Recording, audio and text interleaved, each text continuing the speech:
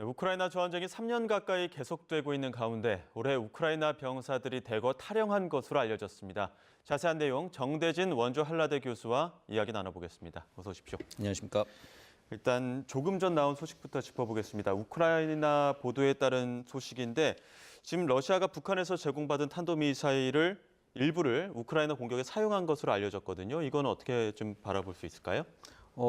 지금 러시아가 북한이랑 같이 연합군 비슷하게 지금 현재 형성을 하고 있는 거죠. 이건 뭐 국제적 확전이 된 건 지난달부터 이제 기정사실화가 되고 있는 것인데요. 예. 여기 이제 북한군이 본격적으로 이제 그 사용을 공식화되고 있는 것. 이제 근데 어쨌든 이것도 우크라이나에서 이제 나오는 정보입니다. 그러니까 지금 예. 우리가 여러 가지 첩보와 정보가 막 혼재되어 있는데 예. 여러 가지 지금 우리가 접하고 있는 소식은 주로 우크라이나 국방부 그 정보총국에서 나오는 이야기들인데요. 그 우크라이나는 지금 좀 전세에서 열세에 좀 처해 있는 상황입니다.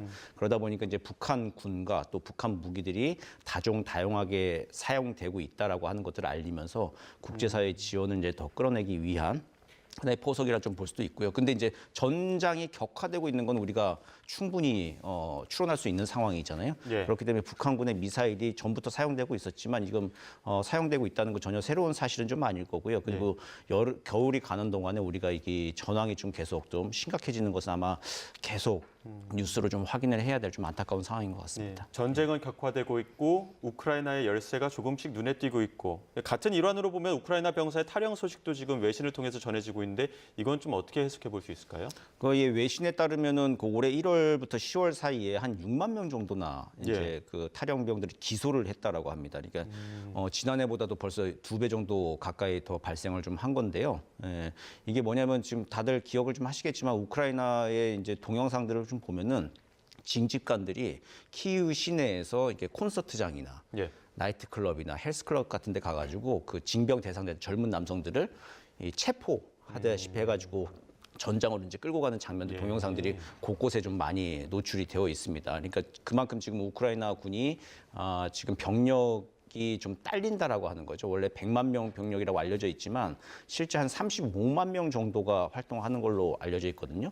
그러다 보니까 우크라이나 당국에서는 계속 또 이제 병력 자원을 동원하려고 하고 그리고 우크라이나 젊은이들 입장에서는 전장에 가면 지금 총알바지잖아요. 그러다 보니까 안 가려고 하고 또 가서도 탈영을 하고 그러다 보니까 지금 이런 악순환이 지금 계속되고 있는 상황입니다. 그러니까 징집관의 징집을 거부하거나 혹은 지금 검찰이 탈영을 이유로 기소하거나 이렇게 되면 감옥으로 가는 거 아닙니까? 그 전장보다 감옥이 낫다는 분위기가 지금 팽배하다고 볼 수 있는 겁니까? 네, 그 뭐 최장 12년형까지 받는 걸로 우크라이나 법에 따르면 돼 있습니다. 근데 자기 목숨을 이게 담보할 수 없는 상황에서 가서 죽는 것보다 차라리 이제 탈영해서 잡혀서 징역 12년을 사는 게 낫다라고 젊은이들은 판단할 수도 있는 것이죠. 이게 좀 전쟁의 비극인 것이죠, 말 그대로. 징집을 회피하거나 이렇게 탈영하는 수법들도 조금씩 그 다양화되고 있다고 하던데 이건 어떤 내용이죠? 예, 탈영이 단순하게 그 전장 현장에서 이제 탈영하는 것뿐만 아니라 그 폴란드 국경에 가면 그 야보리우 기지라고 해가지고 연합군들이 같이 훈련하는 캠프가 있습니다. 그러니까 거기 미국이나 캐나다 장교들이 와가지고 이제 뭐 전술 훈련도 하고 하는 그 캠프가 있는데 거기에 그 캠프에 훈련을 하는 중간에 거기서 이제 몰래 탈출을 하는 경우들도 좀 있습니다. 그러니까 폴란드 당국의 보고에 따르면은 한 12명 정도가 매달 이렇게 탈영을 하고 있다라고 지금 보고는 하고 있습니다. 예. 그 전선에서 군의 사기라는 게 굉장히 중요하지 않습니까? 네, 근데 이렇게 지금 뭐 탈영병이 급증하고 있는 상황이 우크라이나 전쟁에서는 좀 어떤 영향을 미칠까요?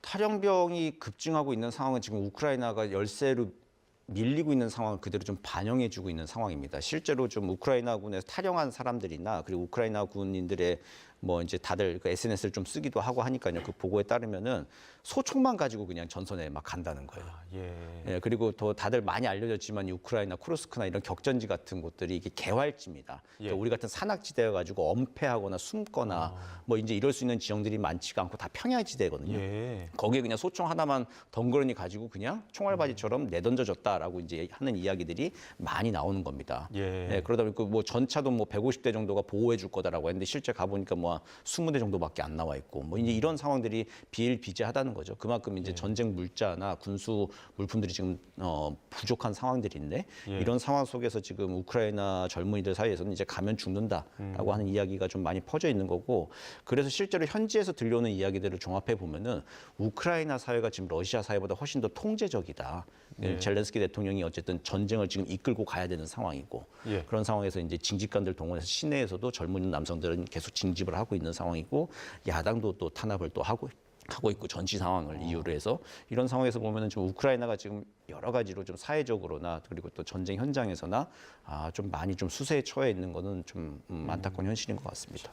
지금 우크라이나는 3개월간 16만 명을 추가 징집할 예정이다 이렇게 얘긴 했는데 네. 당장 지금 다음 달에 트럼프 2기 출범하는 상황에서 이게 현실적으로 가능한 얘기입니까?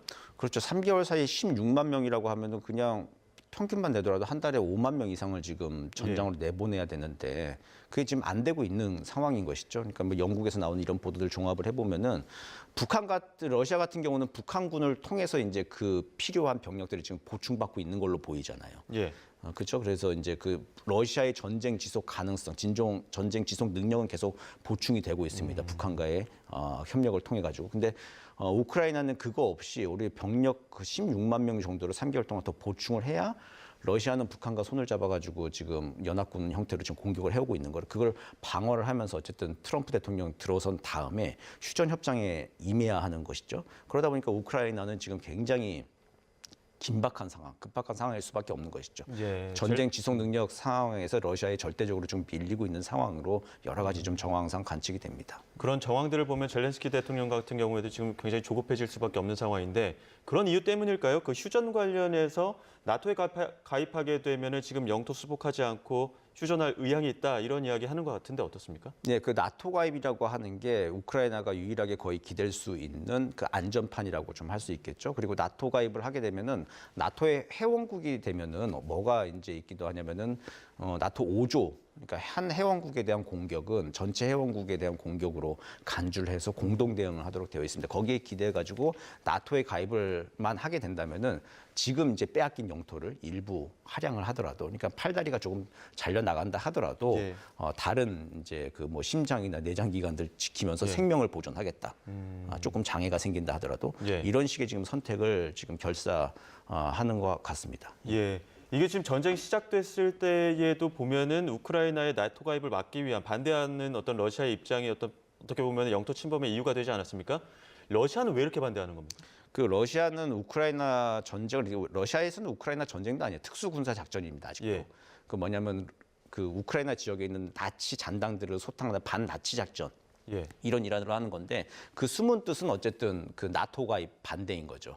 우크라이나가 이제 나토에 이제 회원국으로 신청을 좀 해놓고 상태고 만약에 우크라이나가 나토에 가입을 하게 되면은 독일과 러시아, 미국이 속해 있는 나토라고 하는 것을 바로 전선을 맞닿아야 되는 그런 상황이 옵니다. 그러다 보니까 러시아는 굉장히 좀 부담스러운 상황인 거죠. 그러다 보니까 이제 우크라이나한테 나토 가입만 하지 말라라고 이제 수차례 경고를 했는데 이 수순이 계속 이제 진행이 되다 보니까 급기야 이제 그 나토 가입을 물리적인 힘으로 현상 변경을 하기 위해서 막기 위해서 이제 2022년도 2월달에 침공을 했다라고 이제 이렇게들 많이들 평가를 하고 있습니다. 그래서 지금 이렇게까지 상황이 지속되고 격화되고 있는 상황인데 현실적으로 어떻습니까? 우크라이나가 나토 가입하기 위해서 이제 회원국 모두 동의해야 되는 상황 아닙니까? 예, 그렇죠. 나토 가입하는 게 쉬운 문제는 아닙니다. 그러니까 핀란드, 스웨덴도 올해 이제 나토 가입할 때도 그때도 굉장히 좀 복잡했습니다. 이제 헝가리나 다른 나라들이 많이 또 반대하는 경우들도 좀 있었거든요. 그렇기 때문에 쉬운 문제는 아니고 또 우크라이나가 나토 가입한다라고 하는 거는 러시아와 바로 국경을 맞대고 있는 상황에서 언제고 다시 이런 우크라이나전 같은 사태가 벌어지지 말란 법이 없죠. 그건 나토 회원국 전체에 대한 부담이기 때문에 이 나토 회원국 내에서도 굉장히 심사숙고하는 과정이 길어질 수밖에 없습니다. 그렇기 때문에 이제 우크라이나가 원하는 것만큼 바로 나토 가입이 바로 이루어질까? 그리고 또 나토 가입을 승인을 해준다 하더라도 러시아가 그걸 휴전 조건으로 과연 받아들일 것인가? 이제 이것도 굉장히 앞으로 이제 휴전 협상이 장기화될 수밖에 없는 여러 장애물 중에 하나입니다. 러시아는 이거 지금 서방의 휴전안 같은 경우가 어떻게 보면은 우크라이나에 재무장할 수 있는 시간을 벌어주기 위한 수단이다. 이렇게 얘기하면서 거부하고 있거든요. 이 러시아의 입장은 좀 어떻게 바뀔 가능성은 있는 겁니까? 특별히 바뀔 가능성이 좀 없어 보입니다. 어쨌든 나토 가입이라고 하는 건 막아야 되는 게 러시아의 가장 중요한 이유이자 실질적인 목표이거든요. 그리고 예. 2014년도에 크림반도를 이제 뺐을 때 그때는 거의 굉장히 좀 손쉽게 그래도 좀 이렇게 크림반도를 취했는데 이번에는 2022년도 2월달에 공략을 했을 때 그 한 10년, 7, 8년 사이에 우크라이나 군이 크림반도의 교훈 때문에 많이 현대화가 됐습니다. 그래서 지금 2년 넘게 지금은 그 러시아를 상대로 해가지고 전쟁을 좀 벌일 수는 있는 건데 힘에 부치기는 하지만, 예. 근데 이런 경험을 했던 러시아 입장에서 우크라이나가 나토의 회원국이 되어가지고 미국과 서방의 지원을 직접 받는 상황이 된다? 이거는 좀 용납할 수 없는 러시아의 상황이겠죠. 예. 그렇기 때문에 그 다른 중재안 묘수를 찾는 게 앞으로 이제 그 국제사회가 찾아 나가야 될 굉장히 좀 큰 숙제입니다. 예. 지금 북한과 러시아의 밀착도 굉장히 좀 더 가까워지고 있지 않습니까? 네, 예, 이런 예. 부분에 대해서는 지금 러시아 같은 경우가 북한을 내년 그 전승절에 초대하기도 했어요. 북한군을 파견 요청하기도 했는데 이건 좀 북러 밀착에 대해서는 어떻게 좀 바라보고 계십니까? 이거 김정은 위원장한테 굉장한 호기가 사실은 온 거죠. 굉장히 어려운 시절을 좀 보내고 나서 지금 새로운 활로를 모색하는 내년 5월 9일이 또 러시아의 전승절 80주년이 되는 겁니다. 그러니까 예. 80주년은 이게 보통 사회주의권에서 이제 꺾어지는 일이라고 굉장히 중요하게 생각을 하는데 거기에 김정은 위원장이 만약 북한군 추가 병력과 함께 러시아 전승절 기념 행사장 모스크바에 등장을 한다라고 하는 거는 이제 김정은 위원장이 권위주의 블록 내에서 다자주의, 다자 외교에 또 대비를 하는 셈이 되죠. 그러니까 굉장히 좀 호기가 될 것이기 때문에 아마 김정은 위원장도 좀 욕심이 좀 나긴 날 겁니다.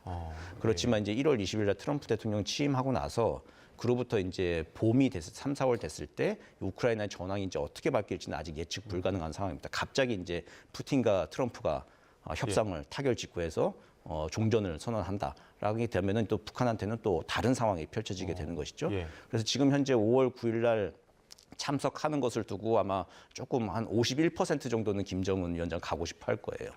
검토를 하고 있겠습니다만은 그 상황은 내년 한 2, 3월 넘어가 봐야 확실하게 좀 가늠을 좀 할 수 있을 것 같습니다. 지금 이 장기전에서 북한의 역할이 굉장히 크지 않습니까? 그 그렇죠. 우크라이나전의 어떤 전황을 봤을 때 네, 예. 김정은 위원장 같은 경우에는 그 전황을 5월까지 끌고 가는 게 좋을까요? 아니면 교전이 끝나는 상황이 좋을까요? 김정은 위원장은 이 전쟁을 무조건 끌고 가는 게 유리합니다. 예. 끌고 가면서 러시아, 북한 밀착을 이제 공고히 하고 그리고 무엇보다도 북러 혈맹이라고 하는 것, 예. 한미 동맹에 거의 준하는 수준의 혈맹이라고 하는 걸 개념을 업그레이드 시키고 안전판을 만들어 놔야 그래야 러시아 우크라이나 전쟁이 혹시 끝난다 하더라도 한미 동맹에 맞설 수 있기 때문에 그 혈맹을 만들기 위해서는 전쟁을 끌고 가는 게 김정은 위원장한테는 지금 현재는 유리한 상황으로 보입니다. 예.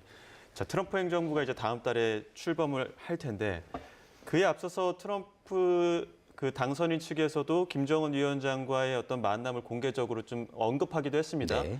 이번 달 말에 그 북한에서 연말 전원 회의도 있는데 트럼프 취임 앞두고 혹시 김정은 위원장이 별도의 메시지를 낼까요? 대미 메시지가 나올 건지 기추가 주목되긴 합니다만은 아마 조금 생략할 가능성이 조금 높아 보여요. 그런데 그 노동당 전원회의는 그 연말 경제 성과, 국내 성과를 마무리하는 거기 때문에 한 발표문을 보면 한 3분의 2는 대내 문제입니다. 예. 마지막 끝에 한 3분의 1이 대남 문제, 대외 문제인데 여기서 조금 원론적인 수준에서 뭐 적대국 세력들 대북 미국의 뭐 대북 적대시 정책이나 다극화된 세계를 인정하지 않는 일극화를 지배하는 그러니까 미국을 지칭하는 것이죠. 이게 원론적인 수준에 좀 비판을 하면서 1월 20일 날 트럼프 대통령이 들어선 다음에 협상을 좀 염두에 둔 원론적인 수준의 얘기만 좀 하고 직접적인 대미 비난이나 트럼프 비난 등은 없을 가능성이 조금 더 높아 보입니다. 예, 알겠습니다. 여기까지 듣겠습니다. 지금까지 정대진 원주 한라대 교수와 함께했습니다. 고맙습니다.